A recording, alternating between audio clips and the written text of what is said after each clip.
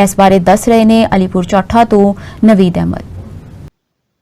ਜੀ ਬਿਲਕੁਲ ਪੰਜਾਬ ਦੇ ਵਿੱਚ ਗੰਦਮ ਦੀ ਕਟਾਈ ਤਕਰੀਬਨ ਮੁਕੰਮਲ ਹੋ ਚੁੱਕੀ ਹੈ। ਅਗਲਾ ਮਰਾਲ ਜਿਹੜਾ ਹੈ, ਜੱਟ ਜਿਹੜੇ ਨੇ ਇਹ ਆਪਣੀ ਅਨਾਜ ਨੂੰ ਸਮੇਟਣ ਦੀ ਕੋਸ਼ਿਸ਼ ਕਰ ਰਹੇ ਨੇ। ਇਹ ਬੜਾ ਹੀ ਖੁਸ਼ੀ ਦਾ ਮੌਕਾ ਹੈ ਕਿ ਜੱਟ ਜਿਹੜੇ ਨੇ ਆਪਣੀ ਸ਼ਿਸ਼ਮਾਈ ਜਿਹੜੀ ਹੈ ਫਸਲ ਔਰ ਆਪਣੀ ਮਿਹਨਤ ਦਾ ਸਮਰ ਲੈ ਕੇ ਕੁਝ ਮਾਰਕੀਟਾਂ 'ਚ ਭੇਜ ਰਹੇ ਨੇ ਤੇ ਕੁਝ ਜਨਾਬ ਆਪਣੇ ਘਰਾਂ ਵਿੱਚ ਸਾਲ ਦਾ ਰਾਸ਼ਨ ਪਾ ਰਹੇ ਨੇ।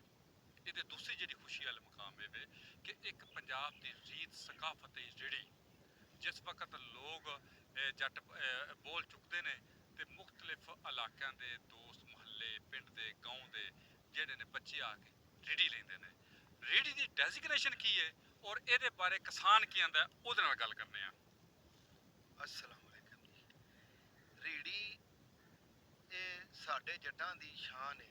शुरू तो लैके हुण तक असीं छोटे छोटे हुंदे सां ते असीं अपने दादा जी कोल वडेरियां कोल जाना ते उन्हां उत्थे बोल दे उत्ते जाना ते बुक बुक रीढ़ी दे दाने मूंजी हो गई या कणक कणक दे जिहड़ी ज़्यादातर उहनूं मन्नीदा कि चलो बच्चे घर लै जांदे ने वो 5-5 10-10 किलो या अद्धा त्रोड़ा उन्हां नूं देई दी रीढ़ी ਉਹਦੇ ਨਾਲ ਉਹ ਖੁਸ਼ ਹੋ ਜਾਂਦੇ ਨੇ। ਬੱਚੇ ਜਿਹੜੇ ਨੇ ਉਹ ਰੀढ़ी ਜਿਹੜੀ ਉਹ ਸਮਝਦੇ ਨੇ ਕਿ ਸਾਡੇ ਹੱਥੇ ਬੜੀ ਖੁਸ਼ੀ ਹੈ ਤੇ ਇਹਦੇ ਨਾਲ ਜਿਹੜੇ ਬੋਲ ਤੋਂ ਪਾ ਕੇ ਦਾਣੇ ਦੇਈਦੇ ਨੇ ਉਹਦੇ ਵਿੱਚ ਵੀ ਸਾਨੂੰ ਖੁਸ਼ੀ ਮਹਿਸੂਸ ਹੁੰਦੀ ਕਿ ਅੱਲਾਹ ਪਾਕ ਦੀ ਜ਼ਾਤ ਨੇ ਦਿੱਤਾ ਰਿਜ਼ਕ ਔਰ ਇਹਦੇ ਵਿੱਚੋਂ ਬੱਚਿਆਂ ਦਾ ਹਿੱਸਾ ਵੀ ਨਿਕਲ ਜਾਂਦਾ ਹੈ। ਰੀੜੀ ਇਹਨੂੰ ਕਹਿੰਦੇ ਨੇ, ਇਹਦੇ ਨਾਲ ਉਹ ਖੁਸ਼ ਹੋ ਜਾਂਦੇ ਨੇ।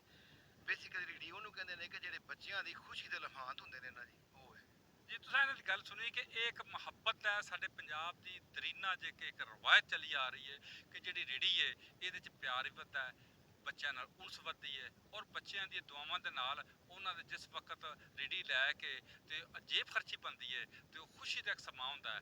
ਉਹ ਇੱਕ ਸਾਡੀ ਸਕਾਫਤ ਰੀਤ ਦਾ